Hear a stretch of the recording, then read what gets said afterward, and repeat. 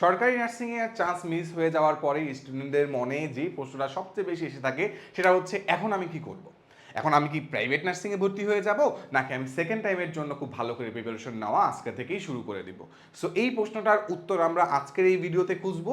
ভিডিওর প্রথম থেকে শুরু করে শেষ পর্যন্ত দেখতে থাকো। ইনশাল্লাহ ভিডিওর শেষে তুমি একটা ক্লিয়ার আউটলাইন পেয়ে যাবা তোমার এখন এই মুহূর্তে কি করা উচিত। তো চলো শুরু করে দেই। প্রথমে আমরা দেখব প্রাইভেট নার্সিংয়ে কাদের পড়া উচিত আর কাদের পড়া উচিত নয়। এই ব্যাপারটা স্পেসিফিক করে আমি তোমাদেরকে সহজ করে পয়েন্ট আকারে বুঝিয়ে দিচ্ছি। প্রাইভেট নার্সিংয়ে পড়ার ন্যূনতম যে যোগ্যতা সেটা হচ্ছে তুমি সরকারি নার্সিংয়ে ভর্তি হওয়ার জন্য যে ভর্তি পরীক্ষা দিয়েছো সে ভর্তি পরীক্ষায় কিন্তু যদি তুমি মিনিমাম 40% তুমি নাম্বার পাও তাহলে তুমি বাংলাদেশে যে কোনো প্রাইভেট নার্সিংয়ে ভর্তির জন্য তুমি আবেদন করতে পারো। এখন কোন কলেজে তুমি ভর্তি হবা এটা নিয়ে তোমার মনে প্রশ্ন। এখন অনেকে জিজ্ঞেস করো ভাইয়া আমাদের কয়েকটা ভালো ভালো কলেজের লিস্ট বলেন, ভাইয়া কোন কলেজগুলো ভালো হবে এরকম একটা লিস্ট বলেন। দেখো আমরা বি ব্রেইনার আমরা সবসময় স্টুডেন্টদেরকে একদম লেজিট, একদম সত্য, একদম নির্ভরশীল তথ্য দেওয়া ট্রাই করি। আমরা কোনো বায়াস বা কারো পক্ষপাতমূলক কোনো তথ্য আমরা দেই না।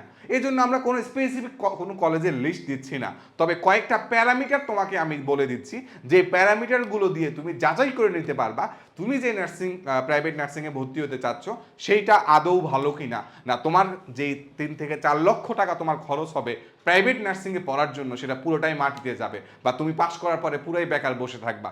এটা হবে কি হবে না সেটা যাচাই করার জন্য কয়েকটা পয়েন্ট রয়েছে। নাম্বার 1 বিষয়টা হচ্ছে তুমি যে প্রাইভেট নার্সিংয়ে ভর্তি হতে চাচ্ছ সেটার জন্য তুমি হচ্ছে বিভিন্ন ফেসবুক পেজ, বিভিন্ন গ্রুপ, তোমার গুগল, ইউটিউব এগুলো তুমি ঘাটাঘাটি করবা। এইগুলো সবাই ঘাটাঘাটি করবে। তোমার মেইন যেই অংশটা করতে হবে সেটা হচ্ছে সরাসরি তোমাকে ফিল্ড ভিজিটে যেতে হবে, ভিজিট করতে হবে সরাসরি। তোমাকে ওই নার্সিং ইনস্টিটিউট, ওই নার্সিং কলেজে তোমাকে সরাসরি যেতে হবে। সরাসরি গিয়ে দেখবা ওই কলেজে তোমার পর্যাপ্ত টিচার রয়েছে কিনা। এই তথ্য জানার জন্য ওইখানে যারা বর্তমানে পড়াশোনা করছে তাদের কাছ থেকে হচ্ছে শুনবা। অনলাইনে দেখবা যে হচ্ছে অনেক টাইপের হচ্ছে ব্রোকার থাকে বাংলাদেশে, যাদেরকে দালাল বলে, যে তারা যদি স্টুডেন্ট ভর্তি করে দিতে পারে তাদের একটা বড় একটা অংশ তাদেরকে টাকা দেওয়া হয়। সো এইরকম ব্রোকারের ফাঁদে পড়বা না। তারা তোমাকে অনেক সময় বলবে যে হ্যাঁ আমাদের কলেজে এটা এটা আছে, আমাদের এই টিচার আছে, সেই টিচার আছে। অনেক প্রাইভেট নার্সিং কলেজগুলো তাদের স্টুডেন্টকে লাগিয়ে দেয় অন্যান্য নতুন স্টুডেন্ট ধরার জন্য। এতে হচ্ছে যে এই স্টুডেন্ট ধরে আনে তাকে একটা সম্মানী দেয়। এই প্রচলনটা বাংলাদেশে রয়েছে। সো এইরকম আবার কোনো দালালের খপ্পরে পড়া যাবে না। সরাসরি নিজেকে যেতে হবে, নিজে ভিজিট করবা, নিজে তুমি খোঁজ খবর নিবার টিচারগুলো ঠিকভাবে আছে কিনা। তুমি র্যান্ডমলি হুট করে ক্যাম্পাসে গেলা, রাস্তা দিয়ে কোনো একটা আপু হেঁটে যাচ্ছে, যে আপু আপনাদের এইখানেই হচ্ছে টিচার ঠিকভাবে আছে কিনা, প্রত্যেকটা ডিপার্টমেন্টের জন্য আলাদা আলাদা টিচার রয়েছে কিনা, আপু আপনাদের ইনস্ট্রুমেন্টগুলো সবগুলো আছে কিনা, তারপর হচ্ছে আপনার এখানে পেশেন্ট কেমন এসে থাকে, এখানে রুগী দেখার সুযোগ কেমন আছে, এটার সাথে হসপিটাল অ্যাটাচড আছে কিনা, এখানে হচ্ছে পরীক্ষায় পাস ফেল করানোর রেশিওগুলো কেমন হয়ে থাকে, মানে তোমাদের যে হচ্ছে মেইন পরীক্ষাগুলো হবে সেগুলো কেমন হবে, এখান থেকে পাস করার পরে আগে যারা পাস করে গেছে তারা বর্তমানে কোথায় কর্মরত রয়েছে, তাদের কর্মসংস্থানের কন্ডিশনটা কি, এটা তোমাকে ভালো করে খোঁজ খবর নিতে হবে। ডেফিনেটলি এটা যদি তুমি না নাও তাহলে কিন্তু তুমি ভুল জায়গায় ভর্তি হয়ে টাকা নষ্ট করতে পারো। সেকেন্ডলি, অনেকে কম টাকা লোভ দেখাবে যে তোমাকে আমি 50% কমে ভর্তি করাই দিব, তোমাকে আমি 30% কমে ভর্তি করাই দিব। এরকম প্রলোভনে পড়ে অনেকে টাকা পয়সাগুলো দেয়। ধরো তোমাকে ভর্তি করাবে যে তুমি ঢাকার ভিতরে কোনো সরকারি নার্সিং, প্রাইভেট নার্সিংয়ে তুমি পড়ার সুযোগ পাবা ঢাকার মধ্যে। পরে গিয়ে দেখলা যে তোমাকে চর কুকরি মুকরি তোমার হচ্ছে প্রাইভেট নার্সিংয়ে নিয়ে তোমার ক্লাস করতে হচ্ছে। সো এইরকমভাবে তুমি প্রতারণার শিকার যাতে তুমি না হও এই জন্য কিন্তু অবশ্যই দেখবা তাদের স্থায়ী তোমার ক্যাম্পাস রয়েছে কিনা। অনেকে দেখা যায় যে হচ্ছে কি চিপায় একটা রুমের মধ্যে নার্সিং ইনস্টিটিউট খুলে বসেছে, এইরকম হয়েছে কিনা এটাও তোমাকে যাচাই বাছাই করে নিতে হবে ভালো করে। ইভেন তাদের সাথে তোমার প্রত্যেকটা বিষয়, টাকা পয়সার বিষয়গুলো প্রথম থেকে তাদের সাথে ক্লিয়ার কাট থাকতে হবে, কোনো হিডেন চার্জ আছে কিনা এটা তোমাকে যাচাই করে নিতে হবে। যদি তুমি মনে করো যে তোমার বাবা মার কষ্ট ছাড়া তুমি হচ্ছে মিনিমাম হচ্ছে 3 থেকে 4 লক্ষ টাকা আগামী 4 বছরে খরচ করতে পারবা, এটা হচ্ছে শুধু একাডেমিক খরচ, এছাড়া আরো মিনিমাম 1 লাখ টাকা তুমি ধরে নাও তোমার আবাসনের জন্য, ধরে নাও আরো বেশি খরচ হবে, আমি একদম মিনিমাম বলতেছি, আমি ধরতেছি ধরো মানে প্রত্যন্ত অঞ্চলে কোনো ঢাকার মধ্যে হইলে তোমার থাকা, মেসের থাকা খাওয়া, এখন যে দ্রব্যমূল্যের দাম অনেক টাকা, মিনিমাম তোমার খরচ পড়ে যাবে মিনিমাম অ্যাভারেজে এখানে 1 লাখ, আমি আরো 2 লাখ যদি বাড়াইয়া ধরি তোমার এক্সপেন্স, লিভিং এক্সপেন্স, তাহলে প্রায় চলে যায় 3 লাখ, প্রায় 7 লাখের কাছাকাছি চলে যাবে আগামী 4 বছরে তোমার নিজের থাকা খাওয়া পড়া বই হাত খরচ এভরিথিং। এখন সব কিছুর দাম ঊর্ধ্বমুখী। আগে হয়তো বা 4 লাখ টাকা বা 5 লাখ টাকার মধ্যে সব কমপ্লিট হয়ে যাইতো থাকা খাওয়া। এখন জিনিসপত্রের দাম যেভাবে বেড়েছে, তোমার যদি 7 লাখ টাকা দেওয়ার সামর্থ্য তোমার পরিবারে না থাকে, তাহলে তোমার জন্য জার্নিটা অনেক কষ্টের হবে। ইভেন পাস করার পরে তোমার এই 7 লাখ টাকা তুমি বেতন দিয়ে কয় মাসে উঠাবা, কিভাবে উঠাবা, এইটার সমীকরণটা তোমাকে আগে মিলিয়ে নিতে হবে। আবারও বলছি, এই যে 7 লাখ বা 5 লাখ বা 6 লাখ যেটাই বলো না কেন, অনেকে তোমাকে বলবে মাত্র 2 লাখ টাকায়, মাত্র 2 লাখ টাকা দিয়ে কি রে ভাই, বাকি যে খরচগুলো আমার, তোমার ব্যক্তিগত যে খরচগুলো সেগুলো কে দিবে? তোমার বাবা মা দিবে। তুমি তোমার নার্সিংয়ে পড়াকালীন সময় হচ্ছে মানে অন্য কোথাও 24 ঘন্টা সময় দিয়ে কাজ করতে পারবে না, তোমাকে তো পড়তে হবে। নার্সিংয়ে তো ডেডিকেটলি পড়া রয়েছে, রাইট? তো তুমি সেটা বাদ দিতে করতে পারবে না। সো অবশ্যই তোমার পরিবারের সামর্থ্যের উপর ডিপেন্ড করে তুমি ডিসিশনটা নিবা। এখন এই সব যদি পজিটিভ হয়, ফ্যামিলি যদি তোমাকে লোড নিতে পারে, ফ্যামিলি যদি তোমাকে 7 লাখ টাকা রিল্যাক্সে দিতে পারে, কোনো প্যারা নাই, তুমি কিভাবে হচ্ছে পাস করার পরে কোথায় চাকরি করবে না করবে এটা যদি তুমি ঠিক করে ফেলো, তাহলে তোমার প্যারা নাই, তুমি প্রাইভেট নার্সিং, ভালো কোনো প্রাইভেট নার্সিংয়ে তুমি ভর্তি হইতে পারো। এবার যদি তুমি মনে করো যে না ভাই, আমার 7 লাখ টাকা একত্রে এভাবে খরচ করার আমার ইচ্ছা নাই, বা ইচ্ছা থাকলেও আমার সামর্থ্য নাই, তাহলে আমি বলবো সেকেন্ড টাইম অথবা থার্ড টাইম, যেহেতু এখন আছে, থার্ড টাইম এটা তোমার জন্য। সেকেন্ড টাইমে তুমি যদি প্রায় নিয়ার অ্যাবাউট তুমি সময় পাবা, প্রায় 9 থেকে 10 মাসের মতো তুমি সময় পাবা, হিউজ সময়। আমাদের এবার সেকেন্ড টাইমাররা এরকম সময় পেয়েছে।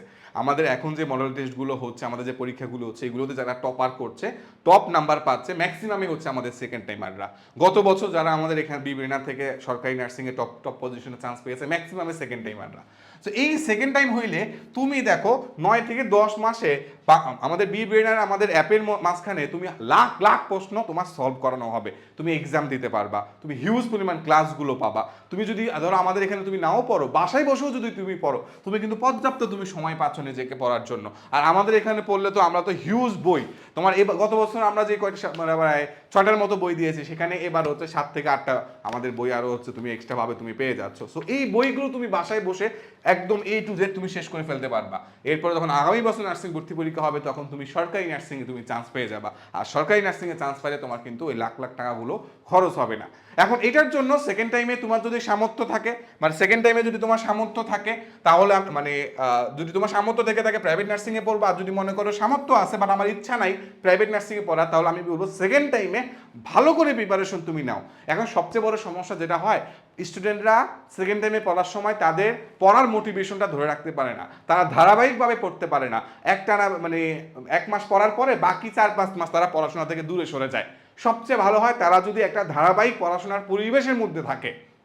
আমাদের বিব্রেনারি স্টুডেন্টরা পরিবেশের মধ্যে থাকে, কিভাবে থাকে, আমাদের অ্যান্ড্রয়েড অ্যাপ থেকে রেগুলার নোটিফিকেশন যায়, এই যে পরীক্ষা আছে বাকি এতদিন, তুমি আজকে পড়ছো কিনা, তুমি এখন আজকে পড়তেছো কিনা, কয় ঘন্টা পড়ছো।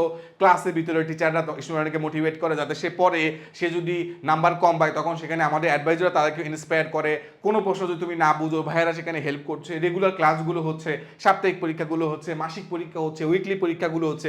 তুমি কিন্তু প্রায় এই 9 থেকে 10 মাস কিন্তু একটা ট্রিমেন্ডাস জার্নির মধ্যে দিয়ে যাবা, যে জার্নিতে তোমাকে ইনশিওর করবে তুমি এই সেকেন্ড টাইমার হিসাবে সরকারি নার্সিংয়ের জন্য নিজেকে সবচেয়ে ভালো করে প্রিপেয়ার করে নিতে পারছো, যাতে অন্তত প্রাইভেট নার্সিংয়ে পড়ার জন্য ওভারঅল কস্ট সহ যেই 5-6 লাখ টাকা তোমার খরচ হচ্ছে, সেটা আর এখানে খরচ হচ্ছে না।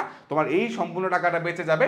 শুধু এক্সট্রা ভাবে হয়তো বা তুমি যদি তোমার হলে না মানে হলে থাকো, তাহলে সেখানে তোমার যে হাত খরচটা রয়েছে, টুকটাক বই কিনতে হবে, বা তোমার যেই আনুষঙ্গিক খরচ সেখানে অল্প কিছু খরচ আছে, ওই খরচটা পাবে, তেমন আর অত বেশি কোনো খরচ নাই সরকারি নার্সিংয়ের ক্ষেত্রে।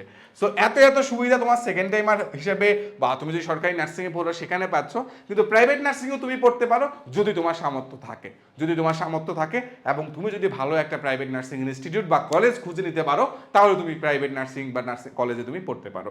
আই থিঙ্ক কার জন্য কোনটা ক্লিয়ার হবে সেটা তোমার সিদ্ধান্ত নেওয়া, তথ্যগুলো উপাত্তগুলো আমি তোমাকে বুঝিয়ে দিতে পেরেছি।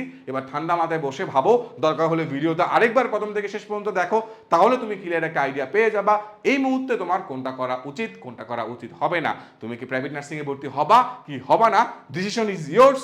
আমি শুধুমাত্র তোমাকে রাস্তাটা দেখিয়ে দিলাম, তোমাকে সত্যগুলো বলে দিলাম। এখানে কোনো প্রাইভেট নার্সিং ইনস্টিটিউটের কর্তৃপক্ষরা যদি ভিডিও দেখে থাকেন, আপনারা যদি মনে কষ্ট পেয়ে থাকেন, কিচ্ছু করার নাই। আমরা স্টুডেন্টদেরকে সঠিক গাইডলাইনটা আমরা দিচ্ছি আমাদের অভিজ্ঞতার আলোকে। আমরা যেহেতু লাখ লাখ স্টুডেন্টকে আমরা গাইডলাইন দেওয়ার আমাদের অভিজ্ঞতা রয়েছে, সেই অভিজ্ঞতার আলোকে আমরা স্টুডেন্টকে আমাদের তথ্যগুলো শেয়ার করছি। যাতে হচ্ছে স্টুডেন্টরা বেস্ট একটা আউটপুট পায়। সো স্ক্রিন যেমন অন্ধকার হয়ে গেছে তেমনিভাবে হচ্ছে আমরাও শেষ মুহূর্তে তোমার জন্য বিদায় নিয়ে নিচ্ছি, যাতে তোমাদের ভবিষ্যৎটা অন্তত এরকমভাবে অন্ধকার না হয়ে যায়, তুমি যাতে এমন কোথাও ভর্তি হয়ে পরবর্তীতে কান্নাকাটি না করে যে ভাই আমার তো ভবিষ্যৎ অন্ধকার, এরকম যাতে তুমি না করো। অথবা সেকেন্ড টাইমে তুমি প্রিপারেশন শুরু করলা, 1 মাস পড়লা, পরে তুমি হারায় গেলা, এরকমও যাতে না হয়। এই জন্য তোমাকে অবশ্যই একটা গাইডলাইনের মধ্যে থাকতে হবে। সেটা তুমি বাসায় বসে প্রিপারেশন নাও অথবা তুমি হচ্ছে বিবিনারের সাথে নাও, যেভাবেই তুমি নাও না কেন তোমাকে অবশ্যই কিন্তু পড়াশোনার মধ্যে থাকতে হবে। তোমার জন্য অনেক অনেক শুভকামনা রইল, যাতে তুমি তোমার স্বপ্ন পূরণ করতে পারো এবং বাবা মার মুখ উজ্জ্বল করতে পারো। আসসালামু আলাইকুম।